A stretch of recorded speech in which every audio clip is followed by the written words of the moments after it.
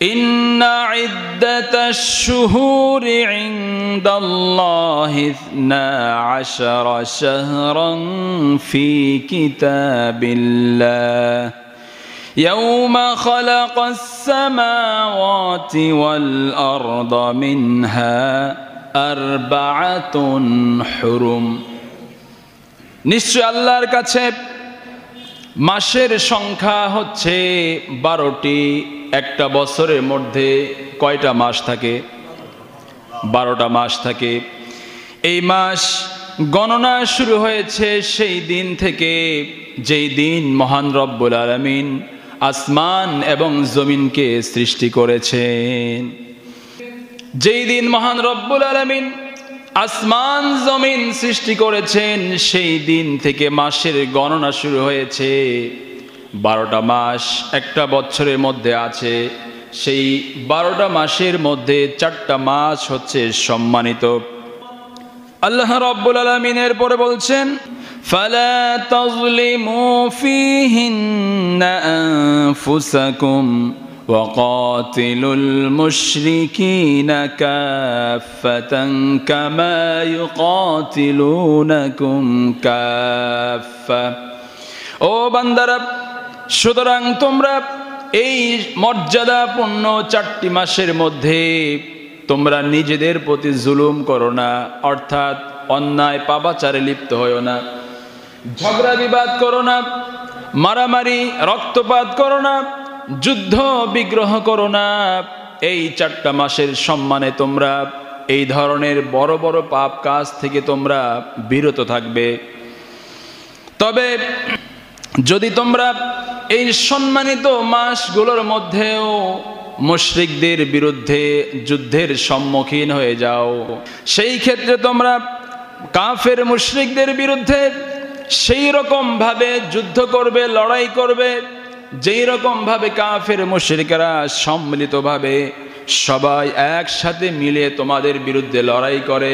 তোমরাও যদি এই মাসসমূহের মধ্যেও তাদের বিরুদ্ধে যুদ্ধের সম্মুখীন হয়ে যাও, তাহলে তোমরাও সম্মিলিতভাবে সমস্ত মুসলমানেরা একসঙ্গে ঐক্যবদ্ধ হয়ে কাফের মুশরিকদের বিরুদ্ধে লড়াই করবে।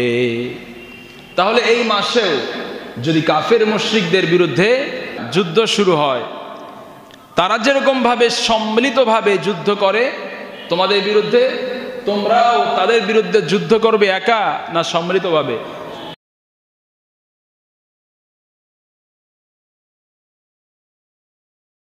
রজব মাস আসলে রাসূল করিম সাল্লাল্লাহু আলাইহি ওয়াসাল্লাম একটা দোয়া পড়তেন। কি দোয়া বলেন তো? হ্যাঁ, পারেন আপনারা।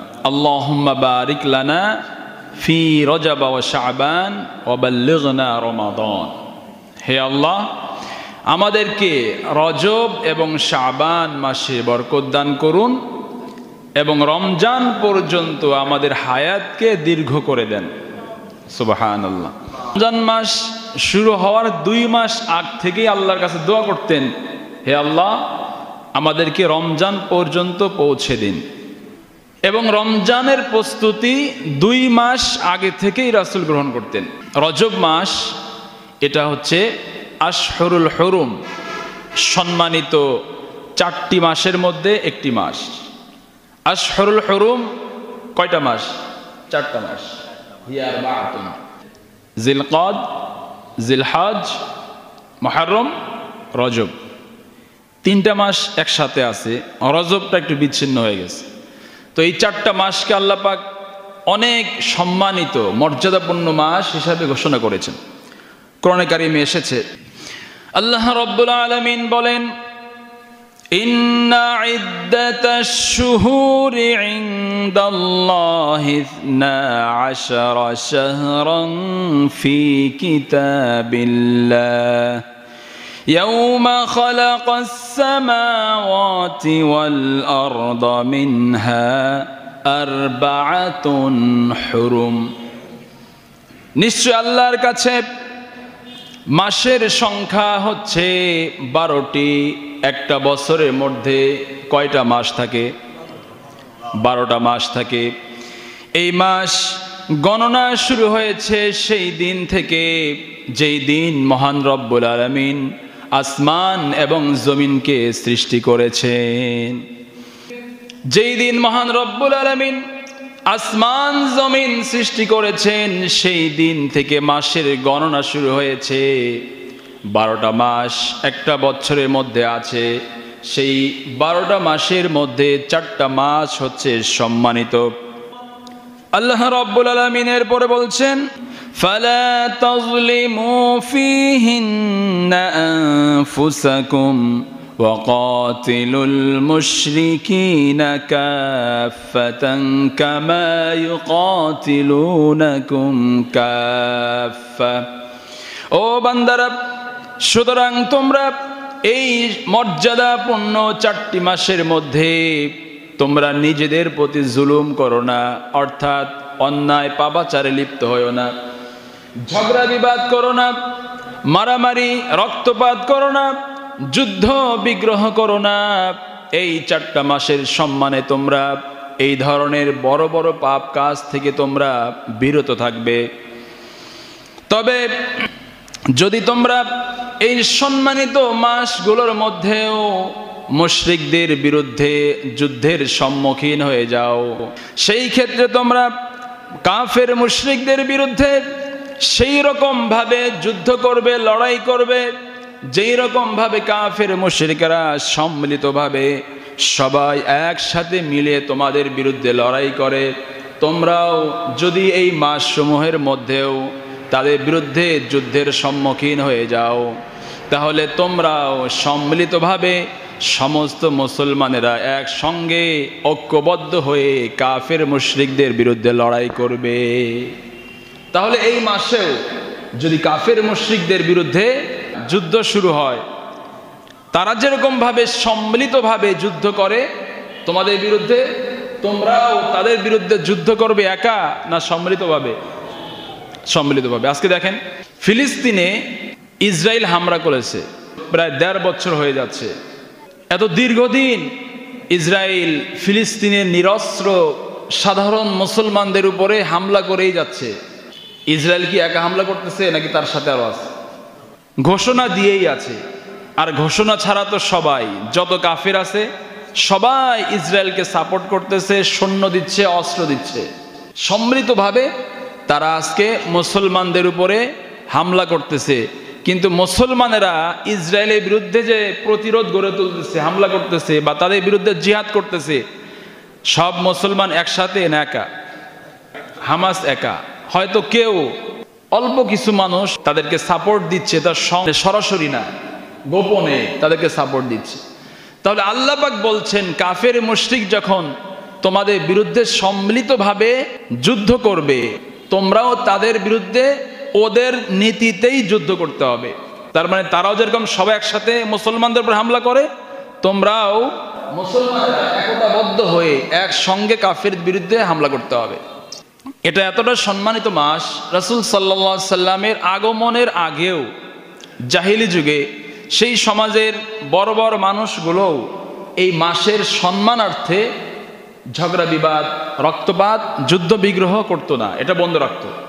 সেই সমাজের মুশরিকেরা, যারা পৃথিবীর ইতিহাসে সব থেকে বর্বর, সব থেকে খারাপ মানুষ বলে যাদেরকে বলে, আইয়ামে জাহেলিয়াত বলা হয়, তো সেই সমাজের মানুষেরাও এই আশহরুল হরুম, এই 4টা সম্মানিত মাসকে তারা সম্মান দিত। এই মাসে তারা রক্তপাত ঘটাতো না, ঝগড়া বিবাদ করতো না। অথচ দেখা যায় এই মাসে মুসলমানেরাও রক্তপাত ঘটায়, ঝগড়া বিবাদ করে, আছে না নাই? হুসাইন রাদিয়াল্লাহু তাআলা আনহুকে শহীদ করা হয়েছে কোন মাসে? মুহররম মাসে। মুহররম মাস এটা আশহরুল হরুম, সম্মানিত 4টা মাসের একটা মাস। তাহলে মুহররম মাসে হুসাইন রাদিয়াল্লাহু তাআলা আনহুকে শহীদ করা হলো মুসলমানদের হাতেই।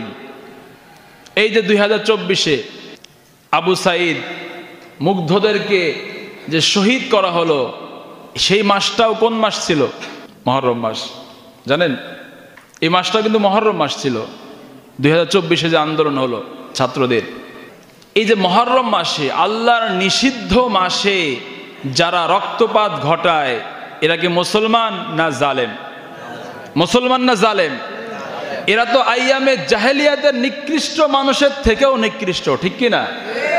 আজকে আহলে কিতাব দাবি করে ইসরায়েলের ইহুদিরা, আমেরিকার খ্রিস্টানেরা নিজেদেরকে আহলে কিতাব দাবি করে, অথচ তারাই এই নীতি মানে নেয়। এখনো পর্যন্ত গত রাতেও ফিলিস্তিনের নিরস্ত্র মুসলমানদের উপর হামলা করা হয়েছে। হামলা করার কিচ্ছু নাই এখন আর বাকি, কোনো বিল্ডিং সেখানে অবশিষ্ট নাই। সর্বশেষ যে হাসপাতালটা ছিল সেটার উপরে বম্বিং করে সেটাও ঘুরাই দিয়েছে। আবার এই প্রচণ্ড শীত, সেখানে শীত নিবারণের তেমন কোনো ব্যবস্থা নাই, আবার হচ্ছে বৃষ্টিপাত। সেই দুরবস্থার মধ্যেও ইসরায়েলের সন্ত্রাসীরা হামলা করতেছে, কিন্তু সারা পৃথিবীর মুসলিম বিবেক ঘুমন্ত, এগুলো তাদের চোখে বাঁধে না। আল্লাহ নির্দেশ তারা পালন করতেছে না লঙ্ঘন করতেছে? মনে করতেছে হজ করতেছি, নামাজ পড়তেছি, মানুষকে দান খয়রাত করতেছি, বাস জান্নাত ঠেকায় কি আমাদের, এমন চিন্তা মুসলমানদের এসে গেছে। আল্লাহর কসম, রাসূলুল্লাহর হাদিস, যতক্ষণ পর্যন্ত মুসলমানেরা এই জিহাদকে গ্রহণ না করবে ততক্ষণ পর্যন্ত তারা লাঞ্ছিত হতেই থাকবে, ঠিক কিনা? সম্মানিত হাজিরিন, এই সম্মানিত 4টা মাসের অনেক ফজিলত ইসলামের শরিয়াতে আছে। মানুষের জীবনে প্রত্যেকটা মুহূর্তই অত্যন্ত মূল্যবান, অত্যন্ত গুরুত্বপূর্ণ।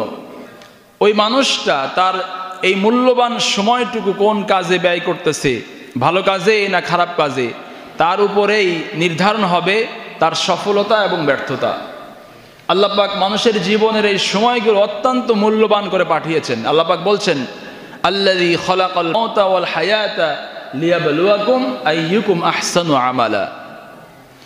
আল্লাহ পাক মানুষের জীবন এবং মৃত্যুকে বানিয়েছেন, দান করেছেন।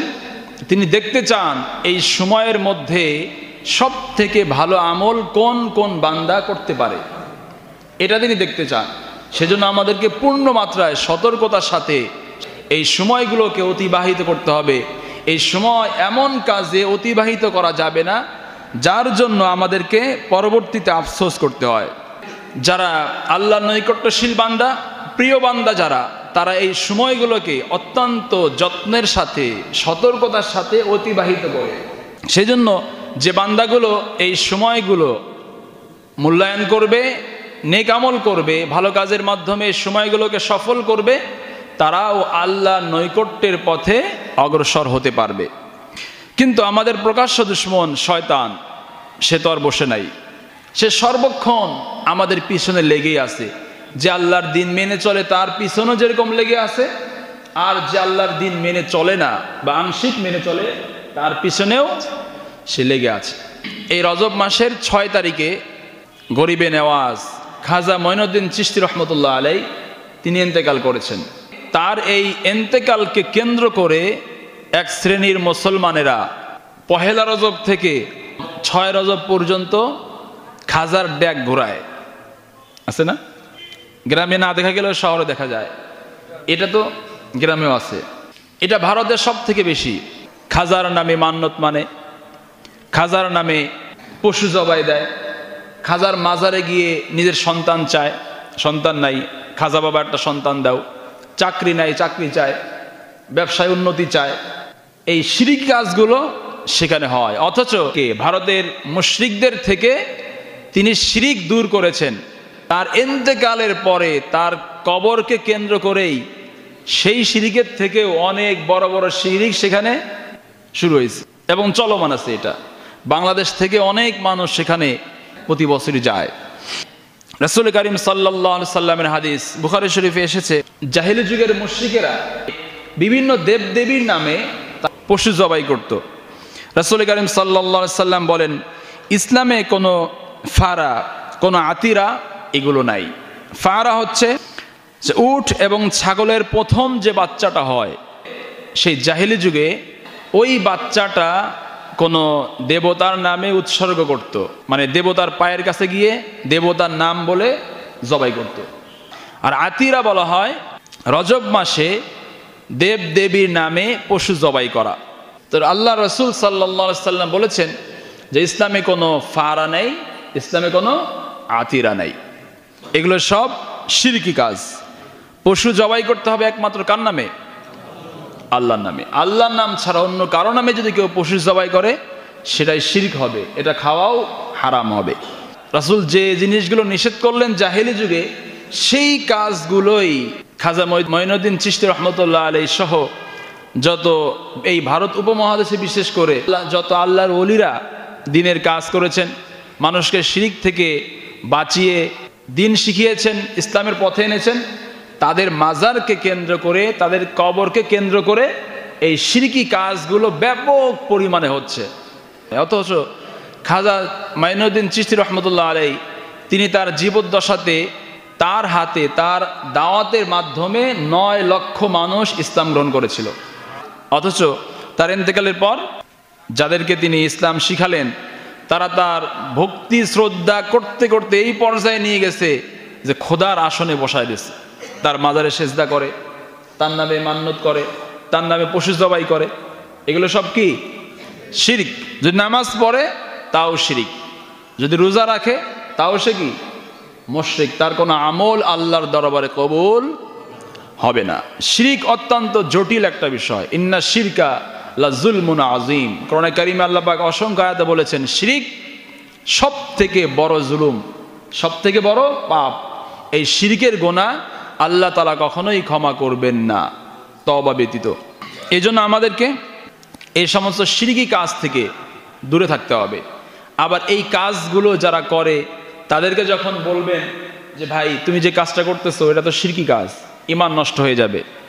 এরা যে নামাজ রোজা করে না তা না, নামাজ রোজা ঠিকই করে, আবার এই কাজগুলোও করে। যখন তাদেরকে বলবেন তারা উত্তর দেবে কি? যে আপনি কি বেশি বোঝেন? আপনার থেকে কত বড় হুজুররা সেখানে যায়, সেখানে মান্নত করে যে আল্লাহর ওলিরা তারা মরে না, তারা কবরে জীবিত। তারা কবরে জীবিত থাকলেও তারা কি বলে গেছে আমার পরে, আমার মৃত্যুর পরে আমি কবরে জীবিত থাকবো, আমাকে সেজদা দিও বলে গেছে? এদেরকে কোনোভাবেই বোঝানো যায় না। অনেক চেষ্টা করা হয়েছে, এলাকাতেও আছে, আমি অনেক সাথে কথাও বলেছি, কাজ হয় না। তারা উল্টা আমাকে বোঝাতে চায়। সম্মানিত হাজিরিন, এ সমস্ত কুসংস্কার থেকে আমাদের বের হয়ে আসতে হবে। সারা বছর বিভিন্ন দিবসকে কেন্দ্র করে, বিভিন্ন দিনকে কেন্দ্র করে আমাদের সমাজে অনেক কুসংস্কার ছড়িয়ে আছে।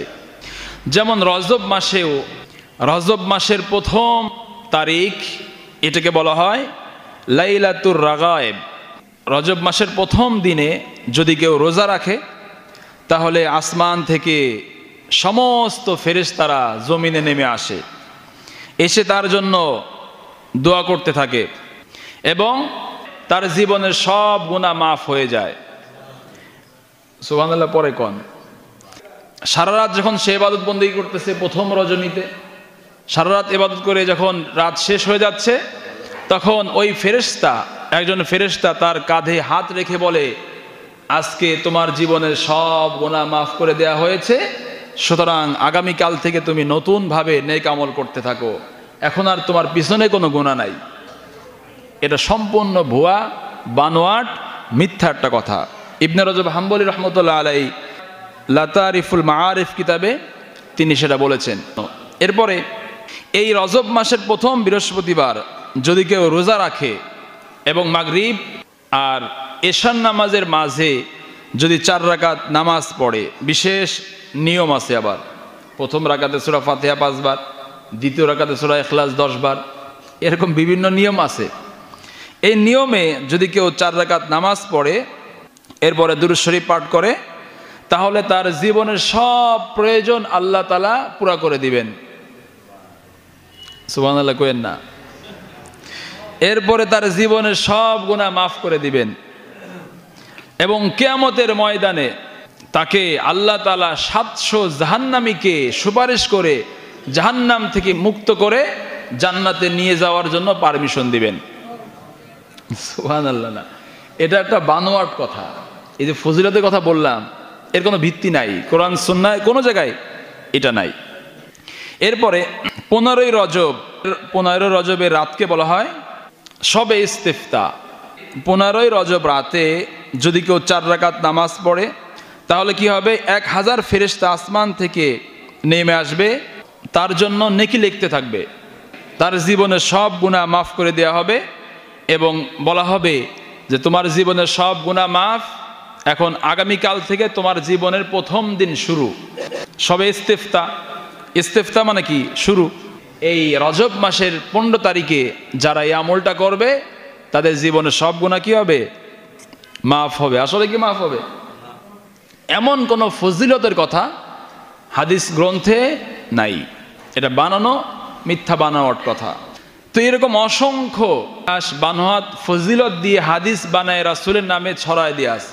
এইগুলোকে মেনে যদি কেউ এই দিবসগুলো পালন করে সে বেদাত করলো। কি করলো?